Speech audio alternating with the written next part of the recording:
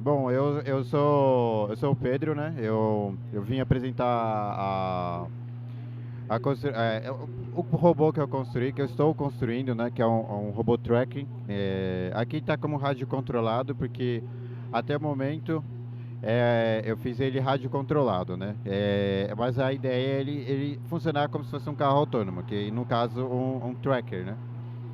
É meu e-mail de contato e isso daqui é meu arroba. Acho que todas as redes sociais é isso daí.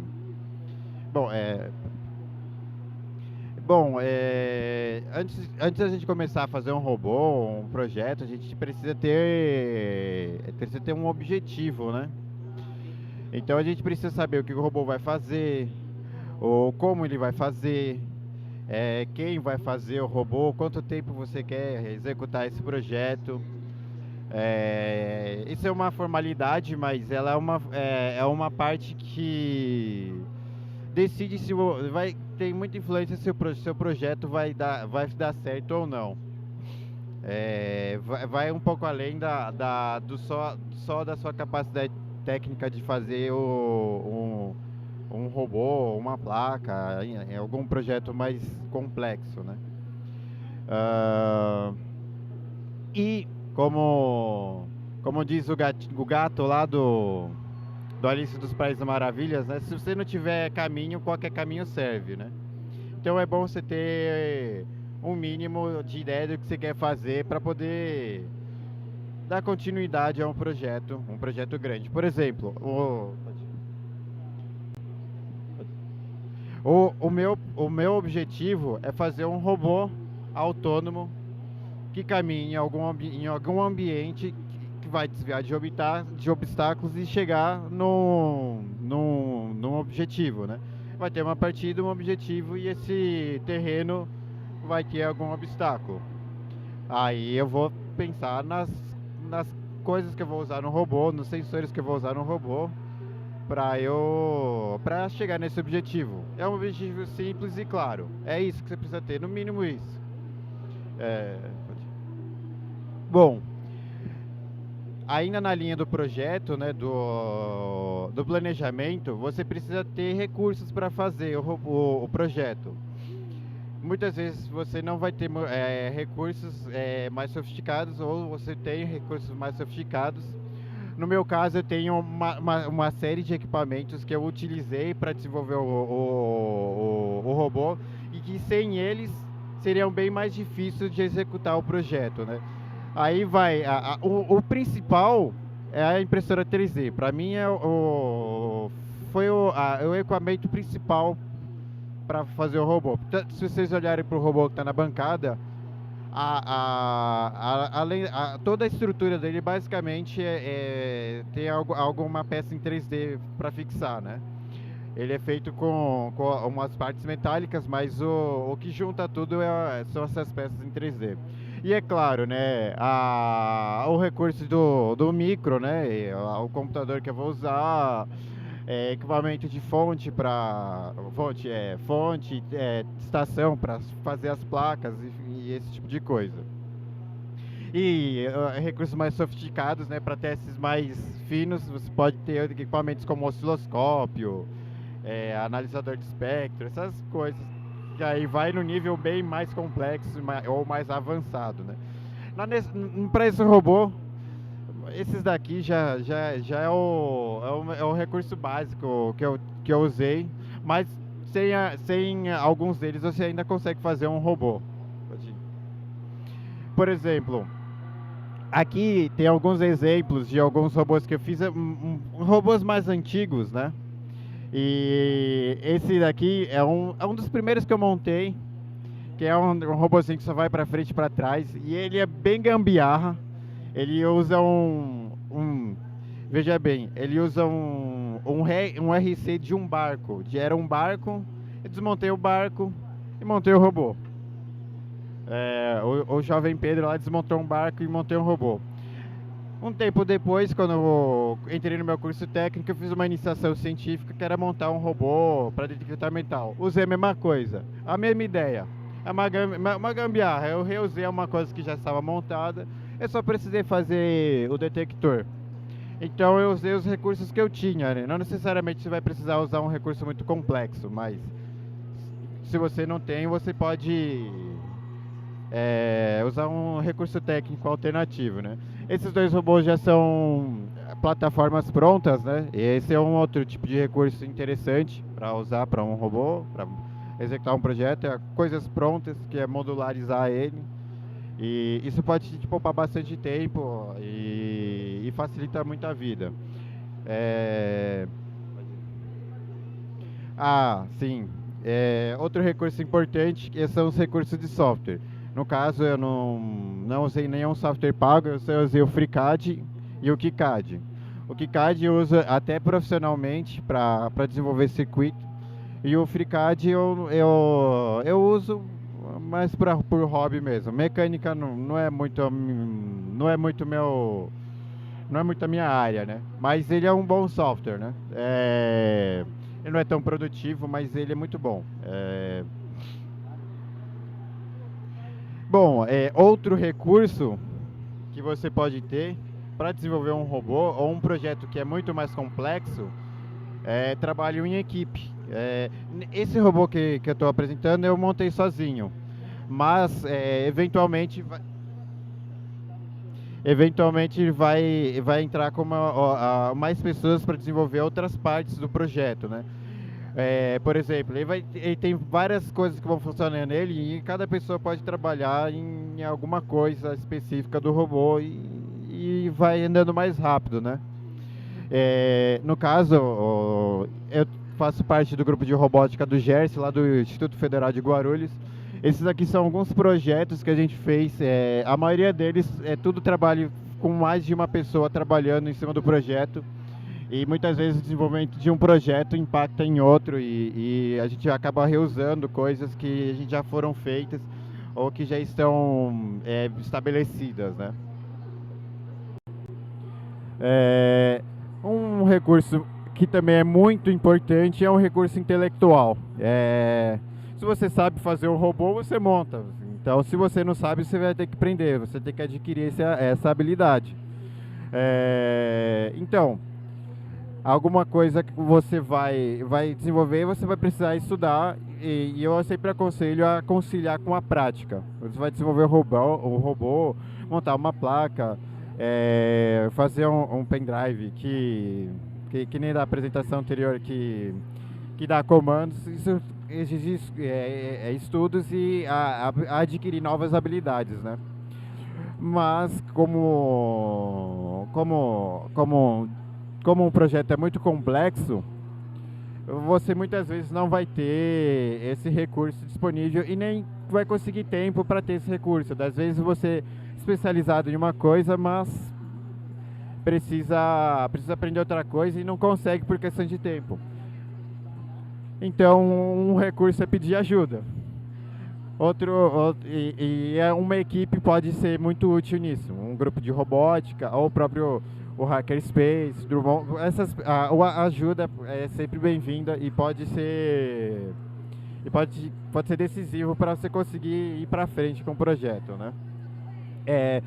Uma coisa que eu faço sempre é conciliar uma coisa que eu estou estudando na faculdade ou no mestrado que seja, conciliar as coisas com uma coisa que eu estou fazendo no robô. Eu estou trabalhando na empresa e eu estou mexendo com radiofrequência, com modem GPRS. Então eu vou usar a mesma coisa no robô. Não necessariamente o mesmo modem, as mesmas placas, até porque seria meio antiético, né, fazer isso. Mas se tem um know-how, você vai fazer a sua solução caminhar concomitante com coisa que você já está fazendo, né? Se possível. Isso vai te poupar bastante tempo também. Bom, agora eu vou começar a falar realmente do robô, né? Do desenvolvimento do robô e das minhas experiências com o desenvolvimento dele, com a construção. Esse daqui é a primeira versão dele. ela nunca saiu disso. Ele basicamente é uma peça, são duas peças em 3D que são juntas, né? É uma peça simétrica, então quando eu giro ela se encaixa perfeitamente para formar um chassi inteiro. Acho que alguém está te hackeando. Enfim. E ele ia utilizar o GPRS, um LCD, um ultrassom. O ultrassom é aqui atrás, né? Ele não está na imagem, mas... E ele ia usar um servomotor que eu alterei para girar infinito, né? O servomotor ele tem é um motor de posição, né? Então eu alterei para girar infinito. Eu escolhi o servomotor porque eu reduziria uma eletrônica que é o driver. Não ia precisar do driver, o próprio servomotor já tem um driver. Eu só precisaria alterar ele mecanicamente em algumas coisas eletrônicas no motor. Nada muito complexo. Enfim, ele demorou umas 24 horas para ser impresso, ele inteiro, um pouquinho mais na verdade.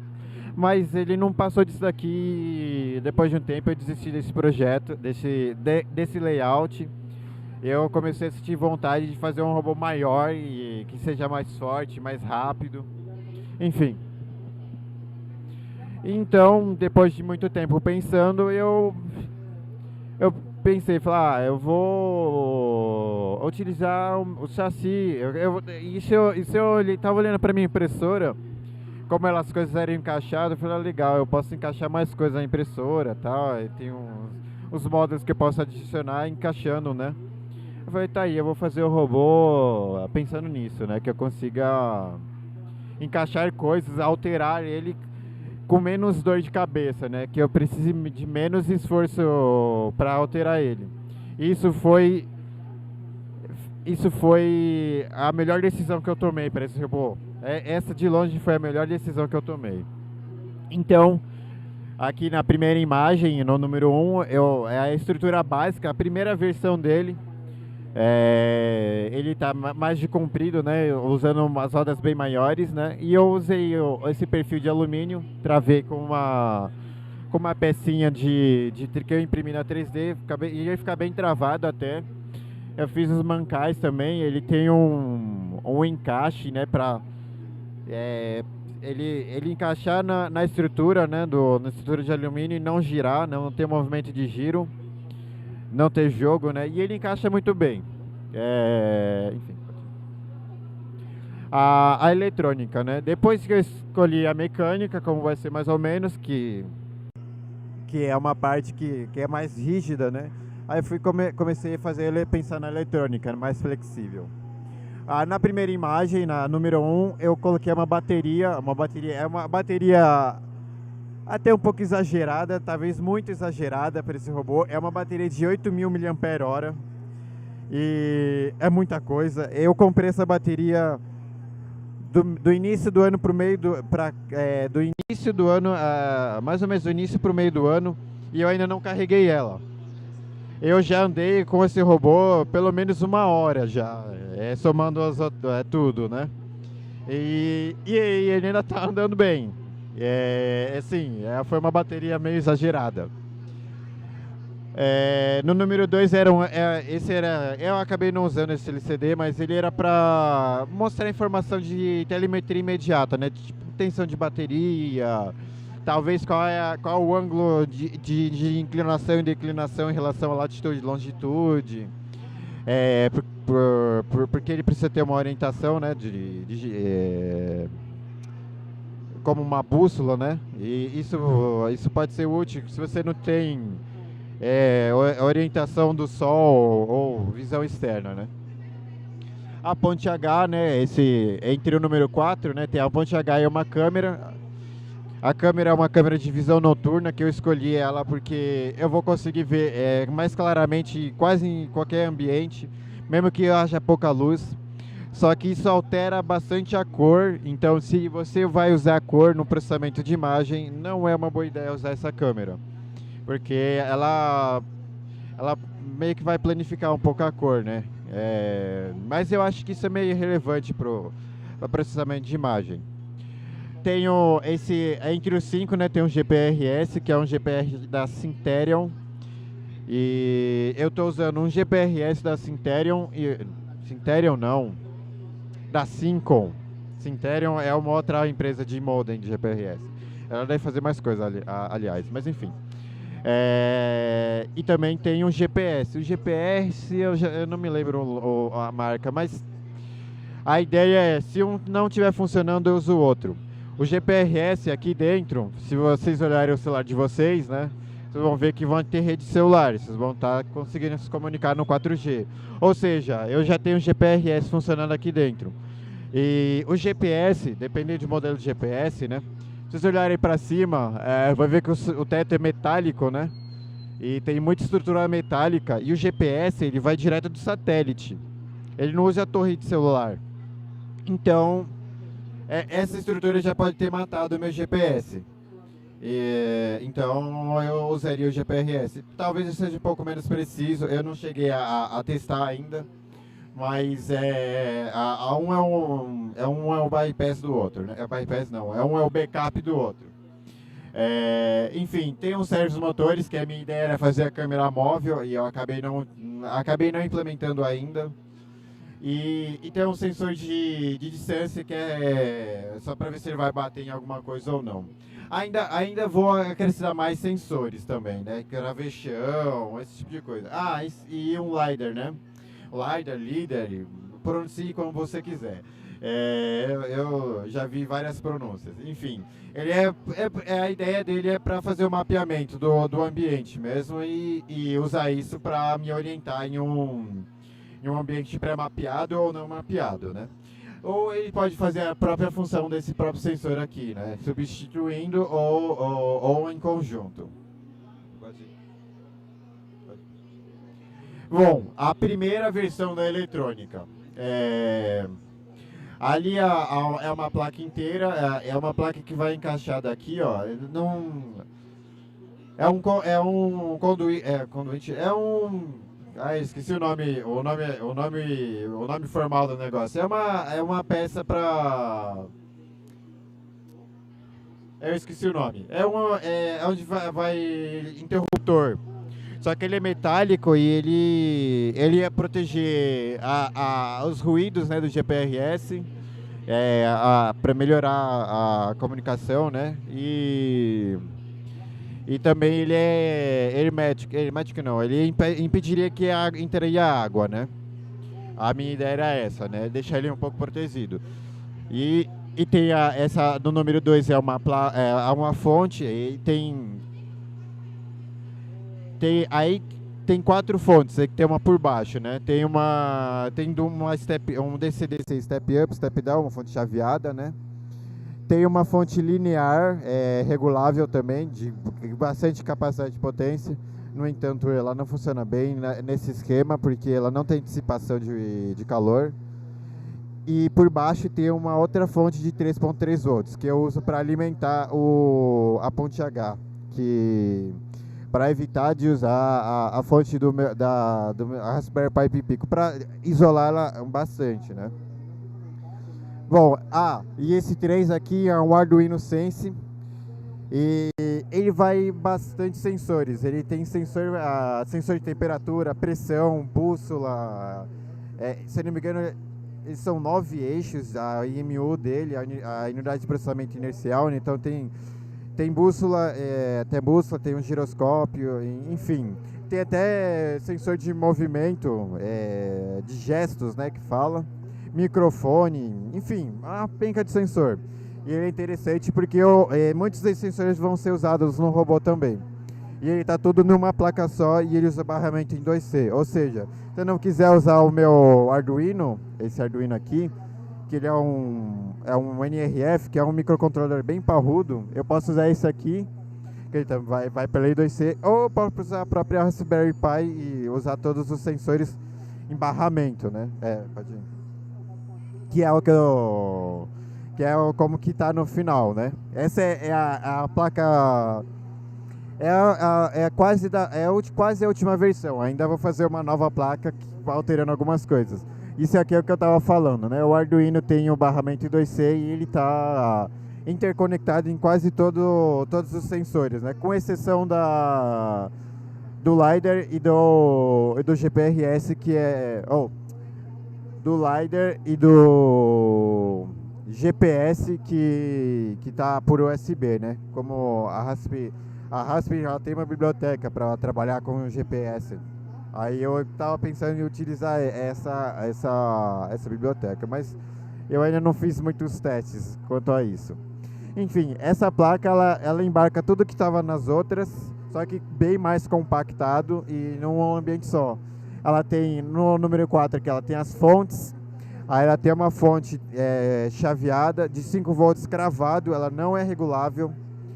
Aí ela tem uma fonte linear regulável. Essa fonte eu coloquei por causa que o GPRS, o modem GPRS, geralmente ele não trabalha a tensão ideal de trabalho não é 5 volts ou 3.3 volts.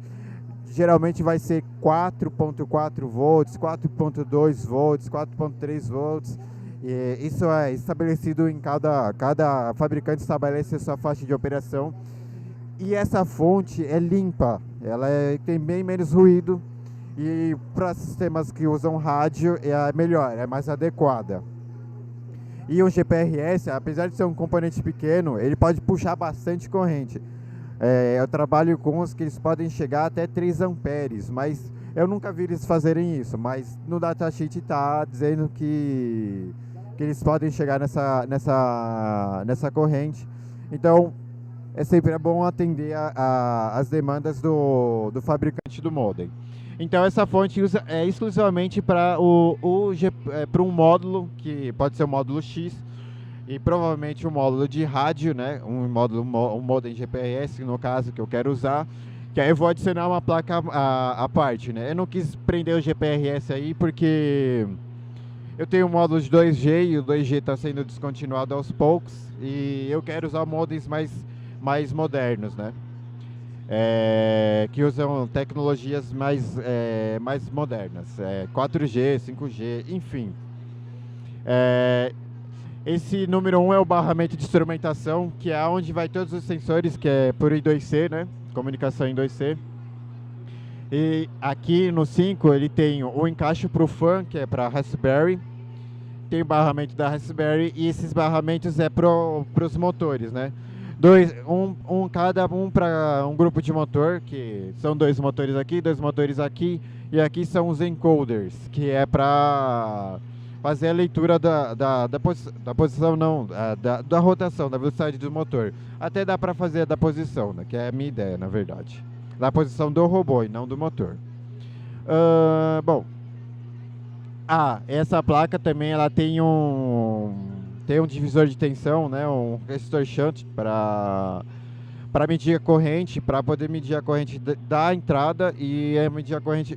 Ela mede a corrente, se eu me lembro bem, isso, ela mede a corrente da entrada e do controle. Então ela tem a medição da corrente do circuito de controle e do circuito do circuito como de geral, né?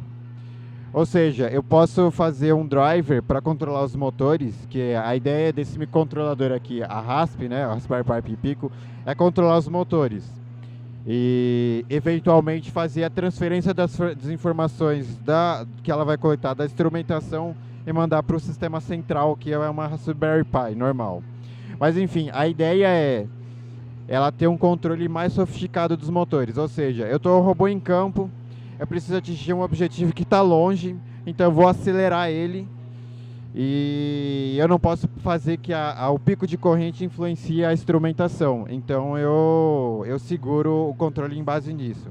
Bom, enfim, algumas características mecânicas do robô que eu fui construindo aos poucos é essa haste que é para segurar o robô, é uma haste para segurar mesmo, para evitar de eu segurar em partes que possam quebrar ou que possam deformar e prejudicar muito o robô, né? Essa é a ponte H que eu estou usando, é uma ponte clássica, ela é uma ULN 293, agora eu não lembro o resto do datasheet. É que tem vários com o mesmo número e vai variar se ela é menorzinha ou se é maior. Se eu não me engano, essa é a maior que tem, né? Que dissipa mais corrente. Ah, e também imprimi, né? Fiz uma base para apoiar toda a eletrônica, a bateria, a instrumentação dele, né? Que é sustentada por uma barra roscada, né? E por baixo dessa base, ela impressa bem fininha e ela tem uma cruzeta, né? Um cruz, um asterisco, um ressalto, né? Na impressão para dar um reforço, né? Sem que eu use muito material na impressão, porque isso daí acho que foi a peça que mais demorou para imprimir. Bom, essa é uma das primeiras versões do robô. Aqui tem o Arduino, né? Que eu decidi pôr longe dos motores por causa da bússola. E os motores funcionando podem desorientar a bússola. E aí e outra aí é isso mesmo. Eu dei uma travada aqui que eu esqueci uma coisa. Essas rodas eu escolhi porque elas eram maiores, né? Passar mais obstáculos, o robô ia andar mais rápido. Vocês estão vendo na bancada, eles não tá usando essas rodas, eu tive problema com elas. Na verdade, não foram com elas, né? Mas enfim. E aqui é aquela caixinha que eu falei, que ela tem essa torre, tá presa e tem a antena do GPRS e o GPS por fora aqui. O GPS não pode ficar lá dentro, né? Porque vai impedir que o sinal chegue no GPS. Enfim. E também a câmera, a posição da câmera onde ela tá presa. E aqui, ó, tem o meu sensor de distância, né? Bom, pode ir. Então, aí eu falei que eu tive problema com as rodas, né? Eu fui comprar os motores, né? Se eu não me engano, cada motor é 3 kg, 3 kg força, é 210 RPMs, cada motor. Aí eu fiz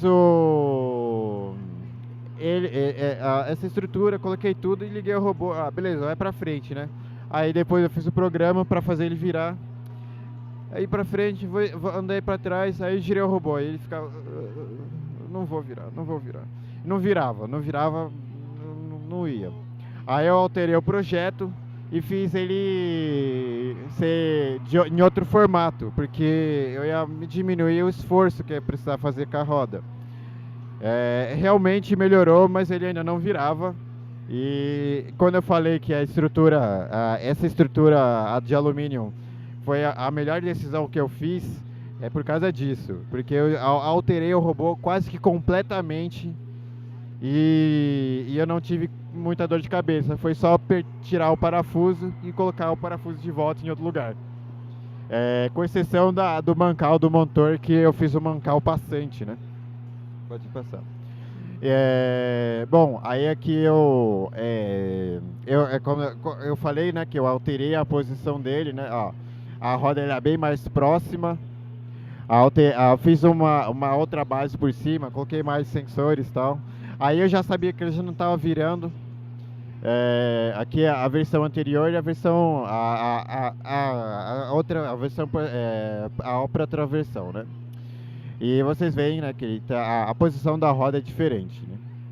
E bom, ele não virou de qualquer jeito. Eu não queria abrir, na real, eu não queria abrir mão da roda. Eu não queria abrir mão dessa roda. Aí eu pensei, putz, vou comprar um outro motor, né? Eu gastei uma nota nos motores. São 4 motores, o robô é 4x4, tração independente em cada roda. Vou lá ver, eu preciso de mais motor mais fortes. Abri lá o Mercado Livre, fechei e falei, vou trocar a roda. Foda-se. Nada que um curso pra fazer você mudar de ideia. Quando bate no bolso, você muda de ideia rapidinho. Pode passar. Então, aí eu alterei pra roda fina, né? E assim, ela é muito boa. O robô ainda é relativamente rápido, né? Não chega a ser aqueles automodelo que é rápido pra encrenca. Essa roda ficou muito boa. Ainda tem umas falhas, mas ele gira agora, ele vai para os lados, tudo que eu preciso fazer para andar ele faz. E eu deveria ter trocado a roda há muito tempo. E bom, Aqui é como ficou a estrutura do motor, né? Que eu coloquei. Agora eles são deitados e tem o mancal, que foi a única peça que eu fiz nova, né? Quando eu modifiquei a posição do robô, né? Das rodas. Há um mancal um passante. Ah, e aqui eu também alterei a posição do negócio para agarrar, né? Que antes era numa outra posição e ficava meio ruim, porque trombava tudo na minha mão. E até com essa roda fica mais fácil de segurar o robô, né? Que eu consigo pôr a mão por aqui, né? E levar o robô onde eu precisar. A outra roda atrapalhava até nisso. Ou seja, eu não queria ser usada desde o início. Mas na verdade, isso foi um erro na escolha do motor. Eu deveria ter escolhido o motor mais forte no início. E eu já tinha comprado o motor, e eu vou comprar outros motores para resolver esse problema, vai ser muito mais caro, porque eu tenho o preço do motor do anterior e os novos. Então, foi mais barato, foi a roda, né? Ah, bom, pode ir. Ah, sim, agora é a parte dos drivers. Eu estou usando um MicroPython. Eu usei MicroPython para estudar ele, né? Para ver como ele funcionava. Achei ele meio bugado. Eu usava ele na velocidade, na serial em 15.400, 15 mil, enfim, 15 mil e pouco. E por algum motivo bizarro, isso influenciava nos pinos dos motores. O que isso tem a ver, né? Aí eu não sei por que motivo eu diminui a velocidade e começou a funcionar eu. Tá, né? Fazer o quê? Esses bugs são meio malucos. Enfim, eu recomendo o MicroPython se vocês quiserem fazer um negócio muito rápido e para prototipagem. Eu acho que ainda não recomendo ele para atividades de alto desempenho ou para atividades projetos finais, né? Porque a segurança a segurança da firma é meio questionável, né? Tipo, você faz um negócio e alguém pega o microcontrolador, baixa o seu código Python e pronto, todo o trabalho que você levou meses, anos para fazer, o cara baixou lá do microcontrolador porque tá legível. Bom, enfim, esse é um ponto à parte. Eu fiz o código do ele MicroPython e um protocolo para comandar o motor, né? Que está na imagem 2, né? E basicamente ele manda um sinal PWM que vai ser lido diretamente pelo microcontrolador e entregar esse sinal pro pino, né? Não tem nenhum controle mais sofisticado que isso, mas eu ainda pretendo inserir controles mais sofisticados, né? Controle de rampa, né, de acionamento, limitação de rampa, limitação de pico, de corrente, assim como um inversor de frequência. Para deixar ele mais fino e mais estável, né? O arranque, a precisão de movimento, isso influencia muito no robô, né? E aqui tem a tabela dos comandos, que é basicamente ele controla cada conjunto, né? 2 motores à esquerda, 2 motores à direita, né? Então eu controlo cada conjunto separado e também tem um que controla os dois, né? Sempre quando você for controlar vários motores, o ideal é você fazer isso aqui. Você mandar um comando que controle todos ao mesmo tempo, que evita de você ter uma diferença de leitura entre um comando e outro. No entanto, se você estiver usando sei lá, se a sua captação do comando for, sei lá, DMA, estiver usando um hardware bem utilizado do microcontrolador, essa diferença é basicamente irrisória, porque vai ser basicamente o limite da sua transmissão de velocidade. Então, você pode transmissão alta, não vai ter muita latência assim relevante para o movimento do robô. Isso. Aqui, para controlar o robô, eu estou usando um controle de videogame, né? Eu utilizei uma das coisas que eu falei que é usar o útil ao agradável, né? Que eu falei, usar o projeto com uma coisa que você já faz. Eu costumo jogar de vez em quando. Então eu vou usar um controle em vez de fazer um controle novo, tudo novo, ou comprar um controle específico, eu vou usar um controle, até porque eu estou usando uma Raspberry no robô, né? É bem mais fácil de capturar o evento do controle, enfim. E eu usei para jogar aí para o robô também. A primeira etapa, né, desse programa é ter os imports, né? Eu uso essa biblioteca para para poder captar os eventos do controle, que ele vai trabalhar para o evento, ele não fica lendo incessantemente, né? Ele gera um evento, cada variação do controle, cada modificação de uma variável do controle, ele vai gerar um evento, eu vou pegar esse evento, tratar esse evento e mandar para o meu driver. E aqui é uma parte do código, não é ele em todo. Esse é o código que está na Raspberry Pi e não na Raspberry Pi Pico. Na Pi Pico. Oi?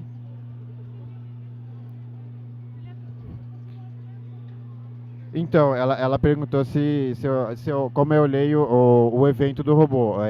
Esse controle, ele é USB. O evento do controle. Eu não sei se eu falei evento do robô. Enfim, ele é USB, né? Ele tem um dongle sem fio. Eu encaixo na USB da Raspberry. E para um computador, isso é um I/O, é um periférico, com um teclado, um mouse e no aqui no Linux ele é todo estruturado por pasta, lá tem uma certa estrutura que ele segue. E aqui nesse dev/inputs é onde estão os dispositivos de entrada. Então você pode inclusive ler eventos de um teclado. Aí o que eu fiz? Vi qual é o USB que ele fica ancorado, que esse cara vai ficar ancorado. E a partir disso eu começo a ler os eventos e eu fiz mapeamento, né? Aí aqui que entra o mapeamento, né? Esse daqui é o controle, né? O dispositivo Event1, né? É o controle, vai estar lá o USB e tal. E pro sistema operacional vai ser isso aqui. Aí vai ter todo um processo. Primeiro eu tenho um loop infinito, que é para evitar que o programa pare de rodar sem que eu mande. Aí tem um try-catch, né? No Java é try-catch, né? Mas try-expect no Python, que é o que quando ocorre um erro na programação interpretada, o código para. Se fosse no microcontrolador, se inserisse um erro lá no C, ele lê uma variável, um ponteiro errado, continua rodando. Não está nem aí, vai continuar rodando. Vai fazer o que você quer? Não, mas ele continua rodando. No Python ele vai parar. Aí eu fiz o quê? Se der um erro, ignora e volta. É isso. Porque se eu arrancar o dongle Bluetooth, ele vai dar um erro, porque ele não vai achar esse dispositivo, só que ele vai voltar a executar. Aí eu ponho o dongle de novo, aí acho o dongle e volta a funcionar. Que eu ligo o robô, depois que coloco o dongle, ele vai funcionar. Eu não preciso acessar a Raspberry e mandar ligar, não preciso fazer nada, ele faz isso automático. Bom, aqui é a parte que ele faz essa identificação se o dongle está conectado. Depois que ele verifica se ele está conectado, ele vai iniciar esse controle, né, o gamepad. E ele mostra as informações do gamepad, ele mostra todas as listas de eventos que ele tem e tal, enfim. E aqui é onde ele vai ler os eventos. Toda vez que ele gera um evento, esse loop vai executar, vai mostrar esse evento, vai liberar o loop e ele vai executar o evento. Ele não fica infinitamente rodando, ele só vai rodar quando gera um evento, é por evento. Isso é bom porque eu gasto menos processamento, né? Não que isso use muito processamento, mas enfim, a resposta é mais rápida, né? Aí eu vou ler o comando, né? Tem outras funções que vai traduzir esse comando para aquele protocolo que eu tinha feito e vai enviar para o robô, né? Esse protocolo tem uma falha que a própria forma de leitura que eu uso no MicroPython na Raspberry Pi Pico, no microcontrolador, ela é ineficiente. Ela vai gerando um buffer lá e eu vou lendo caractere por caractere, né? E ela não é que nem um DMA, ou ela não usa interrupção. Ele deve usar a interrupção por baixo, né? Mas abstrai tanto que me deixa longe da interrupção, né? O Python no microcontrolador. Isso não é ideal, mas resolvi um problema rapidamente, que era o que eu queria. Eu só queria fazer isso rápido, porque eu queria ver o robô andar. Então foi essa etapa. Esse finalzinho ele mostra o erro que teve, né? Caso o programa dê erro, ele volta. Depois ele executa esse programa, essa parte do trecho, ele volta aqui do início, né? Desde do início, né? E aquele send command é um comando de trava, né? Que esse robô ele tem aí para frente, para trás e a trava, que é diferente de desligar o motor. A trava a ponte H vai curto-circuitar as entradas dos motores, fazendo que ele fique difícil de girar. Então isso meio que vai frear ele. É um alto freio, né? Porque como ele se move, ele gera campo eletromagnético dentro e vai parando. Enfim. É por segurança, né? Imagina eu dar um erro enquanto eu estou andando com o robô, aí ele para e eles travam o robô na hora. Bom, pode ir. E é isso. Aqui é o GitHub onde está o projeto do meu robô.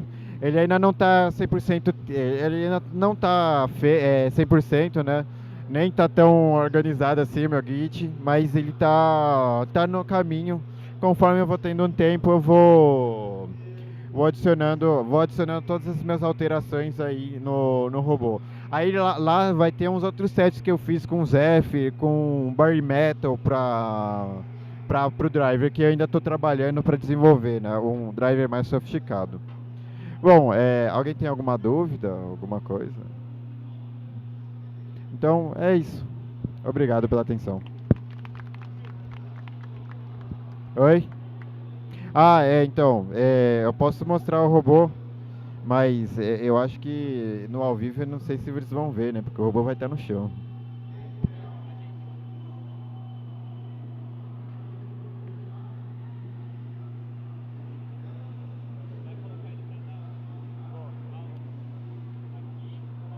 Pode ser na mesa, acho que é melhor.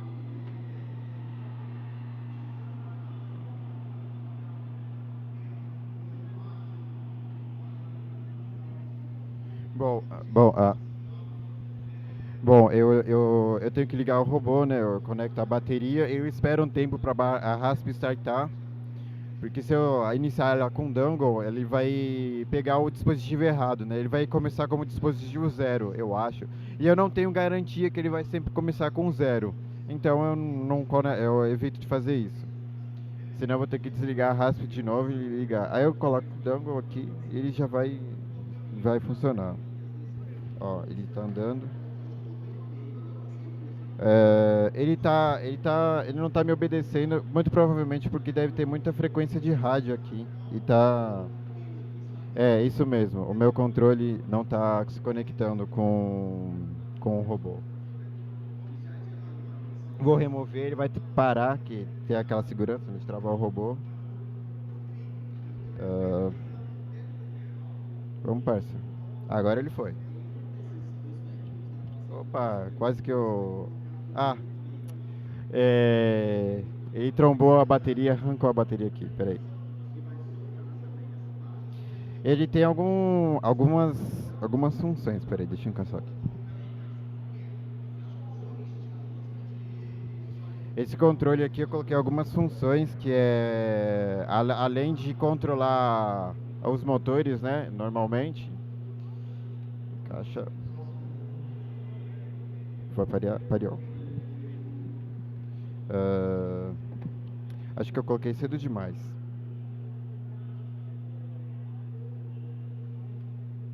Esse é eu vou ter que desligar ele de novo. Que rolê. Peraí.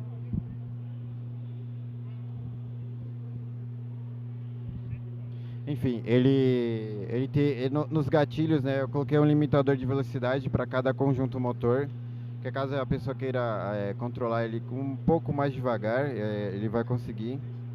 E além da movimentação, você pode controlar a velocidade pelos próprios analógicos. Agora eu posso controlar sem ter que. Sim, sim. É, isso. Obrigado. Caiu um placar ali. Então, agora vai funcionar bem. Ó, ele funciona relativamente rápido. Não quero trombar de novo a minha bateria. Ó, vou iniciar ele um pouco mais devagar, usando só os analógicos. É um pouco difícil porque ainda não está muito refinado. Ele não está muito refinado para para conseguir controlar isso muito bem. Mas ele começa bem mais devagar. Opa, lado errado, esse lado não. Ó, tá bem mais devagar. Agora só com os gatilhos eu consigo mover ele um pouco mais devagar, ó. É. Aqui tem muito sinal de rádio e ele vai disparando. Ou a bateria já está começando a arriar. É, como eu falei, faz tempo que eu. É. Mas eu acho que deve ser um conjunto. E os outros dois deixam ele ainda mais lento. Aqui não tem muito perigo. Ó, ele tá demorando para responder. Isso provavelmente é rádio. É, isso provavelmente é coisa de rádio. É isso. Se alguém tem alguma dúvida, alguma questão? É. Desculpa. O torque dos motores é 3 kg força. Ele é 210 RPM. Mas eu preferiria ter usado um motor sem escova, porque eu posso pôr uma caixinha de som. Deixa. Oi? Não, é um motor DC comum. Mas eu queria usar um brushless depois. Que eu posso pôr uma caixa de som mais forte e muito mais rápido. Só que quando eu fazer isso, eu vou pôr suspensão nele, porque com mais velocidade eu vou ter muito mais impacto. Isso. Oi? É 3 kg força. É. E 210 RPM.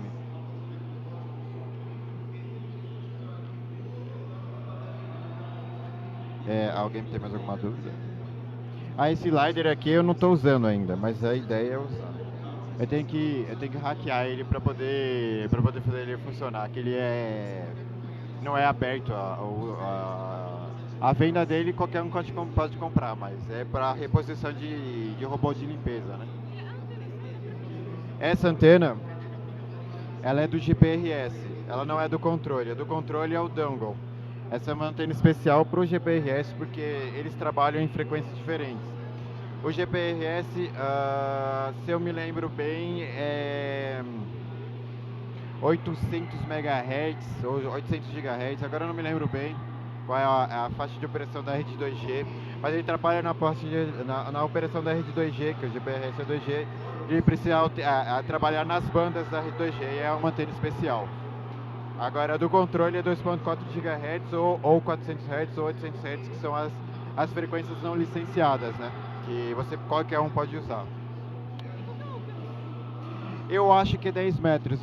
De manhã eu tava fazendo um teste, ele começa a perder um pouco o controle, tem um delay. Mas se ele disparear, o robô desconecta e ele para. Por causa do comando inicial, né? O S0, 2.0.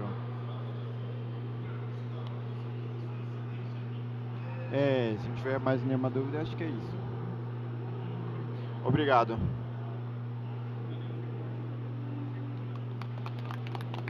Obrigado.